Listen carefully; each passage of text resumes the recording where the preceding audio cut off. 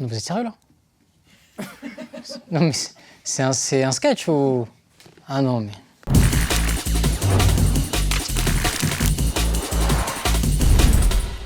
Salut Malik, bienvenue dans All In, le format où on pose toutes les questions sur la table. Et est-ce que t'es prêt? Je suis prêt, merci. Je suis très heureux d'être dans All In, même si le format se cherche un peu, comme au départ il n'y avait pas de carte. Format avec Alain Chabat, il y avait juste une chaise. Et là vous avez mis des cartes, donc peut-être que d'ici janvier ce sera un iPad, on va voir. Ça, en tout cas, quand le format sera prêt, vous inviterez les vrais artistes, quoi. Là c'est moi, je racle le pot de yaourt. Puis après, dès qu'il y aura une nouvelle danette, ça sera Pierre Ninet, François Civil, on invité. Mais en tout cas, je suis très heureux de vous accompagner dans la quête d'un nouveau format. C'est quoi la question qu'on ne t'a jamais posée en interview et que tu aurais aimé qu'on te pose? Ça vous fait quoi de faire partie des acteurs les plus sexy, les acteurs français les plus sexy? Ça vous fait quoi de faire partie des acteurs les plus sexy? Je suis pas là pour parler de ça, et puis je suis acteur avant tout. Je sais que GQ m'a classé dans les 5 acteurs mondiaux les plus sexy. Il y a Michael B. Jordan, Christian Bale, DiCaprio, Boudère et moi. Et c'est vrai qu'après, pour le coup, me retrouver dans ce classement-là, je me dis c'est cool, mais je fais pas ce métier pour ça. Je fais ce métier pour le plaisir de jouer, je fais ce métier pour donner des beaux projets au public et faire en sorte qu'ils puissent prendre beaucoup de plaisir en regardant ces films-là. Et c'est un détail, hein, c'est pas quelque chose qui me tient à cœur. Tu viens de piocher la carte All-in, t'es prêt? Moi, ça fait peur, c'est écrit en majuscule et tout en plus. Ah, celle-là, elle fait peur. David Castello-Lopez a décidé de poser tous ses RTT d'un coup. Du coup, on n'a plus personne pour présenter Small Talk. Ça dit de le remplacer? Ouais, je suis chaud. À quel point pour toi le dab est important? Sinon, non, je dab pas de... Tu dabs avant de monter sur scène? À l'école, t'étais un écolier plutôt gentil, turbulent. À l'école, j'étais plutôt calme et blagueur. Ouais. T'es plutôt brunch ou flunch, toi? Je suis plutôt flunch, moi. J'aime bien fluncher, les tartes aux fraises sont délicieuses là-bas. Ouais, je vois, total, c'est total faya. Ouais, total. T'es circoncis? Ça, je réponds pas, c'est d'ordre privé. Ça te dit qu'après l'émission, on fasse un Harlem Check? Un Harlem Check? C'est les nouveaux trucs des jeunes. On peut même faire un Ice Bucket Challenge. Écoute, je te trouve super swagué. T'as pas mal de swag. Ouais. Énorme. C'est quoi ton menu au grec? Très bonne question. Je vais passer pour un ancien. Moi, je joue à PES. Je joue pas avec les joysticks, je joue avec les flèches. Quand je vais m'acheter un grec, je reste classique. Salade, tomate, oignon. Et je pars pas dans des sauces farfelues. Et j'ai honte de le dire. Ketchup. Ah, c'est triste. Je vois salade, tomate, oignon, ketchup. Ketchup comme ça. Heinz. Voilà, les nouveaux kebabs, arrêtez avec ça. Je vous rajoute de la grenade? Ah ouais, on est en Clara Luciani, en grenade. Non, ni grenade, ni feta. Laissez-nous, il nous reste que ça. Vous avez tout pris, vous voulez quoi? Vous avez pris le rap, vous avez pris le cinéma, vous avez pris tout. Tu veux que ma mère, elle prépare quoi, du boulgour? Instant promo, tu as 30 secondes pour faire ta promo avec un regard caméra. Écoutez, je suis ravi de prolonger ce spectacle qui cartonne grâce au public. Je serai en tournée partout en France à partir de janvier avec ce spectacle Nouveau Monde. Je m'arrêterai à Paris les 28 et 29 mai au Casino de Paris pour, a priori, ce qui semble être les dernières dates de ce spectacle. Donc retrouvez-moi sur les routes de France et de Navarre et à Paris, 28 et 29 mai, Casino de Paris. C'est parti. T'es fan de Vincent Cassel, un employé de Combini se vante d'être son meilleur imitateur sur la place de Paris. Sauras-tu le reconnaître?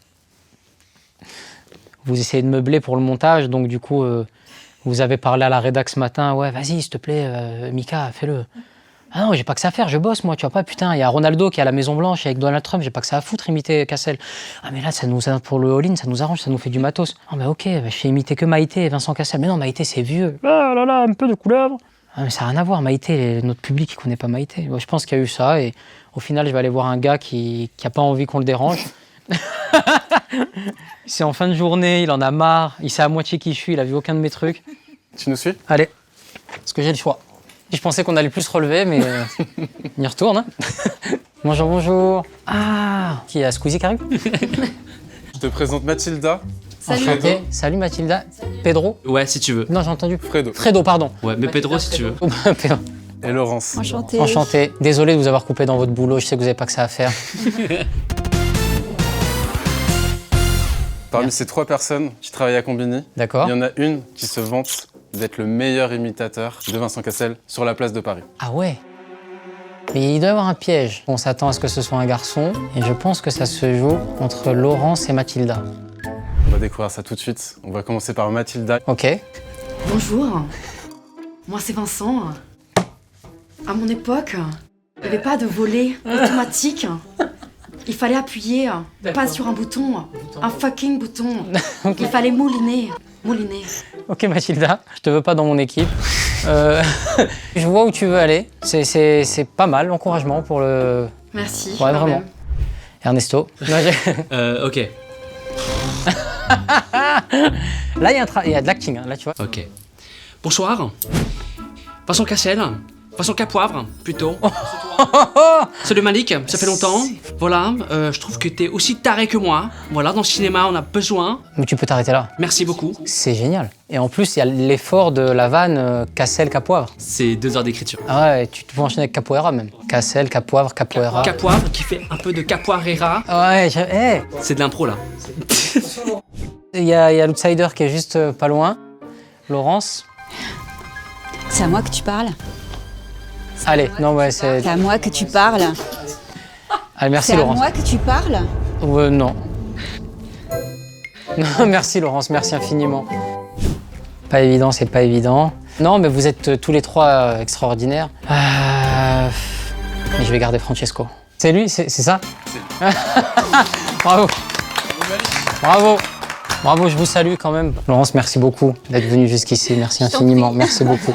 Félicitations. Merci beaucoup. Mathilda, bravo. Merci. Franchement, c'était top. Ça, j'ai envie de parler comme ça maintenant. Mais je sais, moi aussi, C'est- tu sais. c'est- Mon personnage est un peu roublard. Et tu l'as déjà rencontré ou pas? Jamais. Vous m'appelez, je veux voir la rencontre. Hein. Je veux voir, je veux voir le malaise. Je- Je vais me faire tarter, mais. Non.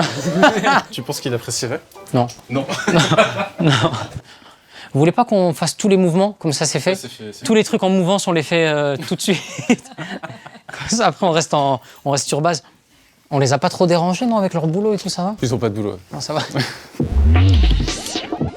T'es d'origine algérienne et marocaine, qui cuisine le mieux? Tu dois choisir. Allez, ça défausse. On peut pas défausser. On va pas Si défausser? on n'a pas répondu, On refausse? on refausse. Allez, on refausse. Non, c'est deux cuisines magnifiques. Moi, tu sais, ma mère est marocaine, mon père est algérien. Là, si je suis dans une posture, il y a la Coupe d'Afrique des Nations qui arrive. Je prie pour qu'il n'y ait pas d'Algérie-Maroc, parce que c'est très difficile de choisir entre son papa et sa maman, l'Algérie et le Maroc. Et moi, je suis brésilien en plus. T'imagines, ça fait 3 nationalités dans la famille. Les deux cuisines sont superbes. Je peux pas choisir, je suis désolé. Tu te mouilles pas. Non, absolument pas dans ce sujet-là, non. Pas T'as du peur? tout. Ouais. J'ai totalement peur. Est-ce que tu as déjà eu un mentor? Il faut suivre le mentor jusqu'à sa porte. Petite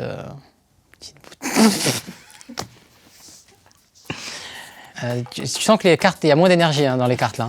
Ça démarre fort, puis là je vois qu'il en reste 19. Et je fais les calculs depuis tout à l'heure, je suis pas concentré, je suis là, attends, le taxi il arrive, tac, il pleut, j'ai froid. Donc je suis moins avec vous. Allez, allez, on se remet dedans là. Est-ce que tu as déjà eu un mentor? Oui, j'en ai eu. Mon premier mentor, celui qui m'a découvert, c'est Alex Lutz. Boum, petite photo d'Alex Lutz. Il y en a eu quelques-uns. Il y a eu le Jamel Comedy Club avec Jamel. Et après, il y a des mentors qui nous accompagnent, mais qui ne sont pas au courant. Je m'inspirais de Zizou, je regardais tout ce qu'il faisait, j'essayais de le refaire sur le terrain. Malheureusement, ma carrière a pris fin très tôt. J'en ai eu plein comme ça qui m'ont accompagné. Michael Jackson d'ailleurs. Dites-moi en commentaire ce que vous avez pensé, les loulous, de la bande-annonce de Michael Jackson. C'est ça en fait. En fait, c'est ça être streamer. Hé la team, vous avez vu la bande-annonce de Michael Jackson? Dites-moi dans le chat là ce que vous pensez là, du chat là, de Michael Jackson. Tu fais l'adaptation de la série Succession en France? Waouh! Meilleure série de l'histoire pour moi, de l'univers. Quel est le casting? Alors, Shiv, peut-être Laura Felpin. Tom serait joué par Benjamin Laverne. C'est celui qui aurait été parfait pour jouer Logan Roy. C'est Niels Harelstrup, mais malheureusement, il est décédé. C'est un acteur incroyable. Roman, tu peux mettre un Pierre Ninet. Kendall Roy, c'est Pio Marmaille. Greg, je peux le faire. Cousin Greg, je le fais. Qui pourrait faire Connor? Tiens, ça peut être Franck Dubosc. C'est extraordinaire, Succession. Parfois, je me fais même des amis en fonction de ce qu'ils pensent de Succession. Je note les capacités intellectuelles de mes amis en fonction de ce qu'ils pensent de Succession. Il y en a qui disent « Oh non, mais c'est long, ça, mais c'est trop long à démarrer. » Ok, ça a des choses. Tu m'attends au chalet. Et moi, je vais sur la piste noire avec mes amis intello. Donne-nous ta technique pour une bonne sieste. Ah, j'aimerais tellement. Je suis fasciné par les gens qui disent « Désolé, je dormais. » Il est 17h, j'arrive pas. Des fois, je veux dormir, je ferme comme ça. Je dis « Mais t'imagines, tu pourrais être sur TikTok, là, au lieu de perdre ton temps à dormir. » Au lieu de perdre ton temps à dormir, va sur TikTok, fais des trucs. Et je me lève et je me dis, ouais, faut que je fasse des trucs importants. Et je suis sur TikTok, après je regarde des vidéos de singes qui mangent leur caca. Et je perds le sommeil. T'as parodié Cédric Grolet, l'émission de Pascal Praud, Jacques Mus et plein d'autres concepts. Est-ce qu'un sketch t'a déjà valu des problèmes? Non, j'ai eu la chance de ne pas avoir de problème suite au sketch, à part peut-être un. Je pense que vous savez tous lequel, mais en tout cas, j'irai pas faire ma promo chez CNews, quoi. C'est un indice que je donne comme ça, mais je pense pas qu'ils vont me recevoir. Vous êtes sérieux, là? Non, mais c'est un sketch ou... Non, mais c'est quoi? Faut pas inviter Lynn Renaud, hein? Ah non, mais... Alors, attends. Tu es né le 1er mars 1989. Tu es du signe du poisson. Selon Astou, notre spécialiste astro du bureau, les poissons sont des signes d'eau, un des signes les plus créatifs du zodiaque. Tu vois les enfants qui jouent tout seuls dans la cour en s'imaginant plein de scénarios? C'est eux. Ils ont une imagination folle. On peut dire qu'ils nagent dans un océan de pensées. Et il est très difficile de lire en eux pour savoir ce qu'ils pensent. Tu es ascendant vierge. Cela fait de toi quelqu'un de perfectionniste, communicant et un bon analyste, mais pas très bien organisé. Tu confirmes? Alors c'est marrant parce que souvent les analyses de signes astro tombent souvent à côté. Et là, pour une fois, c'est pire que d'habitude. C'est de la merde, vraiment de A à Z. Il n'y a rien qui correspond à moi, quoi. Avec vos histoires de cours de récréation. On était bien, là, sauce kebab, machin. Laissez ça à France Inter, que vous me racontez, là. Vous voulez faire les poétiques. Combini, c'est... Vous êtes là, vous parliez de sandwich, là, vous faites les astronomistes. Tu fais quoi quand tu fous rien? Rien. T'as pas l'impression quand tu fous rien que les autres ils font plein de trucs? C'est comme quand t'es en vacances et tout, t'es chez toi, tu galères, tu regardes les stories de tout le monde, ils sont là, ouh ouais, on vient d'arriver à Las Vegas. Toi t'es là, t'es dans le 15e, frère, dans ton appart, avec ton ventilateur qui marche que vitesse 2 alors qu'il y a 4 vitesses. La 3 et la 4 elles sont cassées.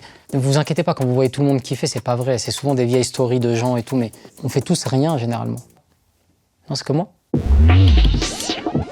Dans la parodie que tu as fait de notre vidéoclub, beaucoup ont cru que c'était pas une parodie d'ailleurs. Ah bah bravo, on passe de Coppola à Bentala, bah super Combini. Le truc a pas du tout pris. Hein. On t'a vu avec Anthony Lastella, c'est qui pour toi? Un super comédien, Anthony Lastella. Peut-être le mec qui me fait le plus rire sur internet. Allez le voir, Anthony Lastella, c'est un fou.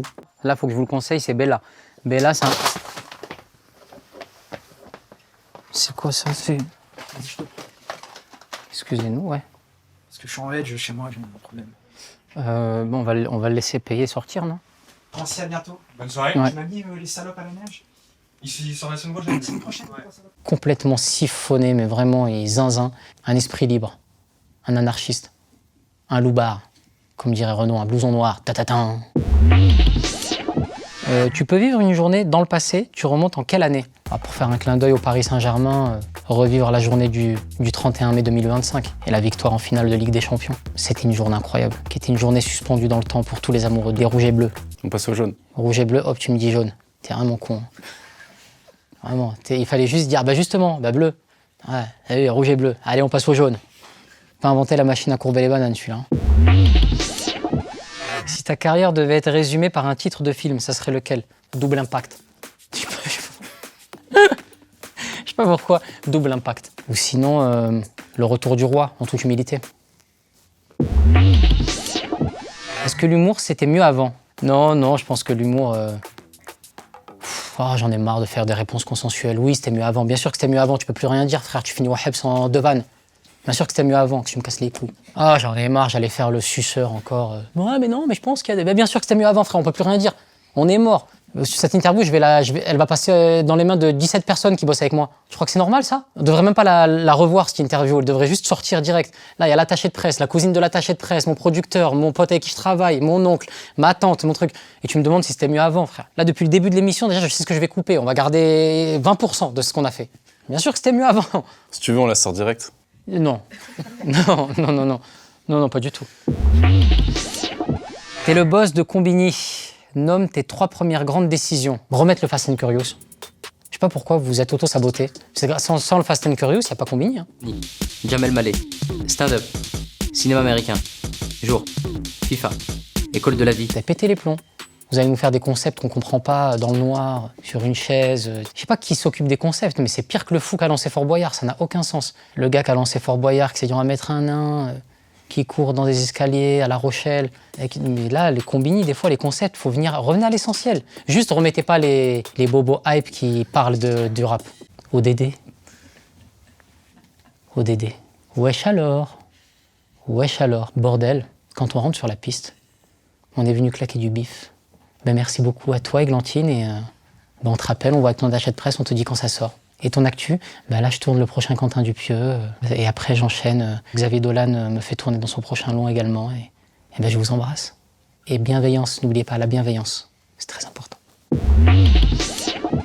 T'as eu ton bac à 10,7, c'est humiliant ça. Grâce aux options foot, escalade et berbère. Sans nous, la meilleure insulte en berbère. Non, il n'y avait pas berbère, c'était pour la boutade à l'époque, quand j'étais encore dans les clichés, mais vu que l'humour c'est mieux maintenant, je fais plus d'accent. Et oui, heureusement qu'on fait plus ça. Mais effectivement, j'ai eu 10,7 au bac en prenant plein d'options. Je crois que j'avais eu 4 en philo. C'est horrible parce que je me revois, j'étais persuadé d'être dans le bon thème. Je me revois gratter 19 pages. J'étais là, voilà, tac, ça t'emmène une idée de merde qui t'emmène sur une autre idée de merde, t'es là. Je pense au gars qui devait lire, qui devait être là, mais qu'est-ce qu'il raconte? Mais oh là là, il va être chez lui en train de corriger avec sa femme. Viens, Sylvie, viens voir, et regarde ce con ce qu'il a mis là, regarde-moi ça. N'importe quoi, science sans conscience n'est que ruine de l'âme, mais il connaît que ça, il me l'a mis. C'est la 7e fois qu'il me la cite, Rabelais. Là. Donc j'ai eu 10,7, mais heureusement après il y a eu escalade, tir à l'arc, foot. Je suis sûr, s'il y avait eu cuisine, j'aurais fait cuisine, vraiment c'est... En 2023, tu sors, le mec a rien fait, quoi. Toutes les 19 cartes, il n'y a que les parodies sur 16 cartes. Même vous avez dû vous gratter la tête. Mais il a quoi comme actu? Je sais pas, il a fait des parodies. Mais c'est quand les parodies 2023? Oh, bah, ouais, frère, il fait rien d'autre, tu dis quoi. C'est la 4e fois qu'il vient de voir pour son spectacle de merde. En 2023, tu sors ta parodie. Vous recevez Adèle, elle est là, elle parle de ses 8 projets qui arrivent. Bah là, je tourne aux États-Unis, le prochain Dune. Les cartes, vous savez plus où en mettre, il y en a 72. Moi, tout ce côté gauche, c'était les parodies, là, c'était le couscous. Vous savez, il n'y a plus de vraiment. Vraiment que j'appelle mon agent, que je remette un petit coup de collier là, parce que.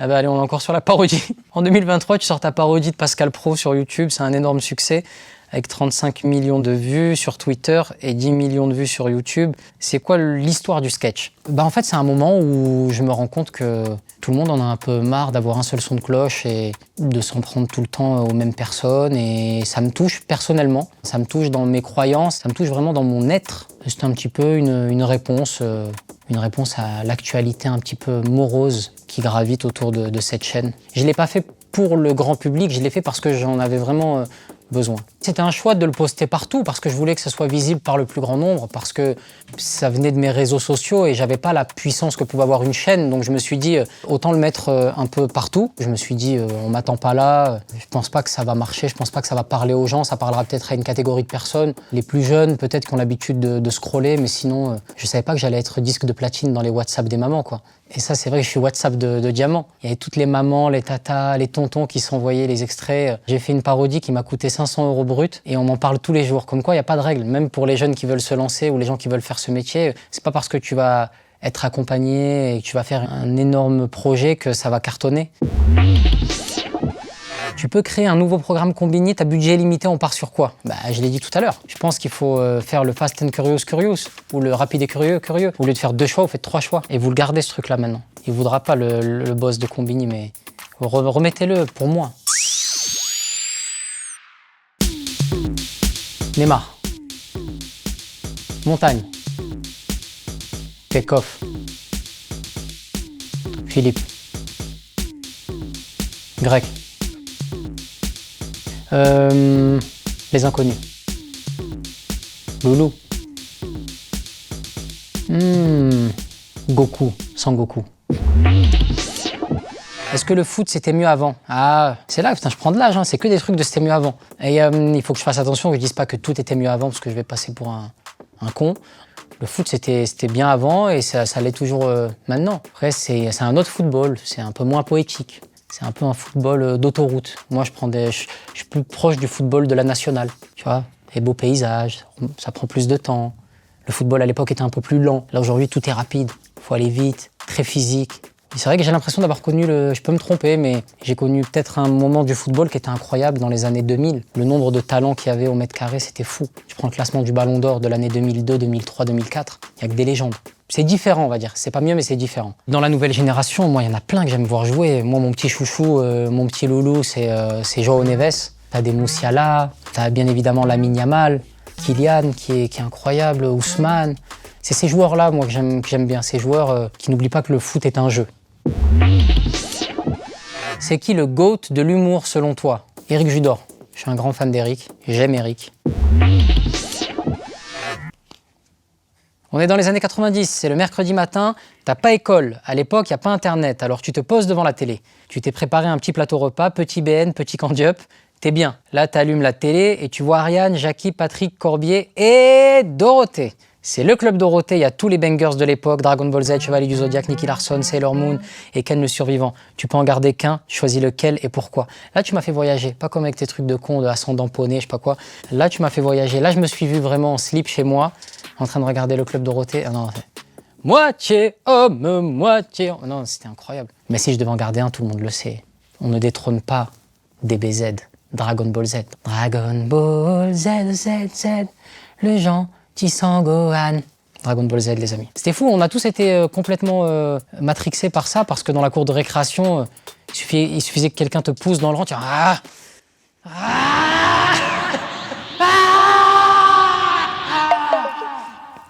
ça merde, j'ai plus de piles, mais j'ai essayé de me transformer. Tout le monde a essayé de se transformer.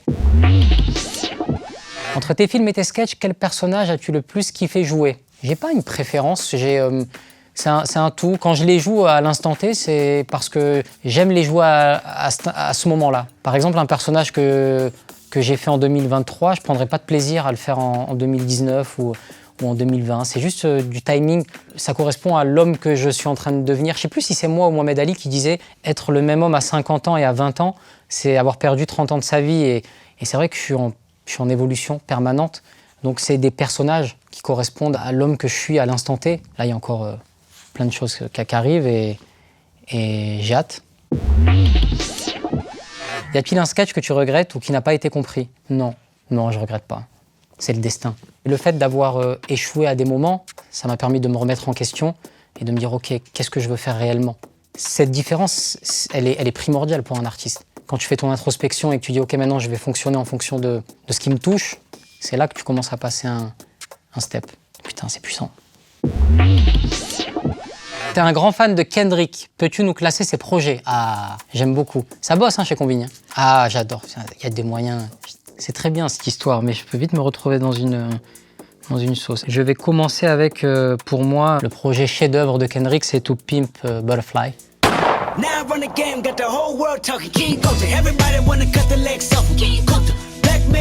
Donc je vais le mettre en GOAT. Il y a un projet de Kendrick qui est sous-coté, Mr. Morale and the Big Steppers. Il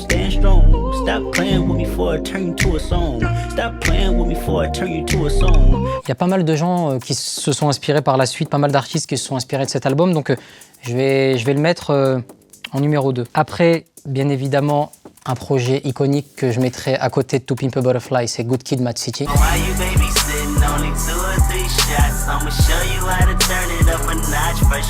Il s'annonce presque aux yeux du grand public avec Good Kid.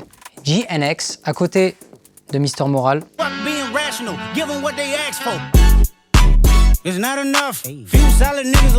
Je trouve qu'il y a des morceaux, Man at the Garden, putain, j'ai un accent frère. Man at the Garden, quand même à côté de GNX, je mets Damn.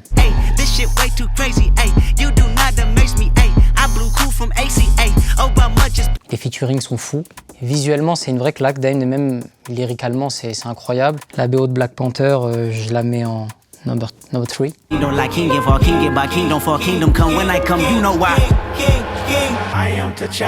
Section, je le mets à côté de Black Panther.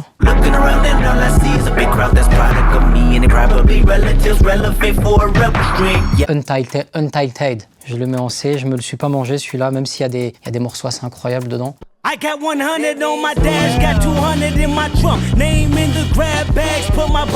Et Overly Dedicated, je le mets en D. Je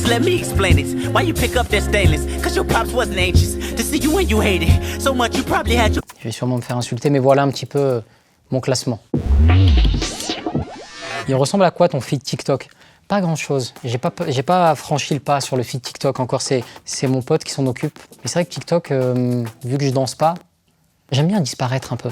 Le problème, c'est que parfois, je veux trop faire le mec un peu PNL. Je me dis, ouais, je vais créer la rareté. Comme ça, les gens, ils vont me réclamer. Pas du tout, ils m'oublient. Ah, rien à voir. Et ils sont tous là, mais PNL, putain, mais ils reviennent quand? Moi, je dis, attends, je disparais un peu. Ça fait 6 mois, la personne a demandé de mes nouvelles sur les réseaux. 1 an. Ah ouais, toujours pas un message de Théo, reviens, non, toujours pas. Donc je suis un peu torturé, je sais pas si je dois faire plein de trucs. J'ai pas envie de rien faire, j'ai pas envie de faire le mec non plus qui dit « Hé les loulous, je serai à Ludre le 18, alors vous êtes là !» J'ai pas envie de faire ça non plus, donc il y a une espèce d'entre-deux. En plus, je vais arriver à un âge où je vais commencer à faire des selfies, on va voir mon gros pouce sur l'écran, ça va être là, allez à bientôt. Et tu sais, ce temps où tu veux couper, on voit un peu. À bientôt. Tu sais, c'est 2 secondes où t'es plus du tout dans la vidéo, tu veux couper. À bientôt. Ah, je veux pas en arriver là. Et tu consommes ou pas, toi? La drogue? De quoi?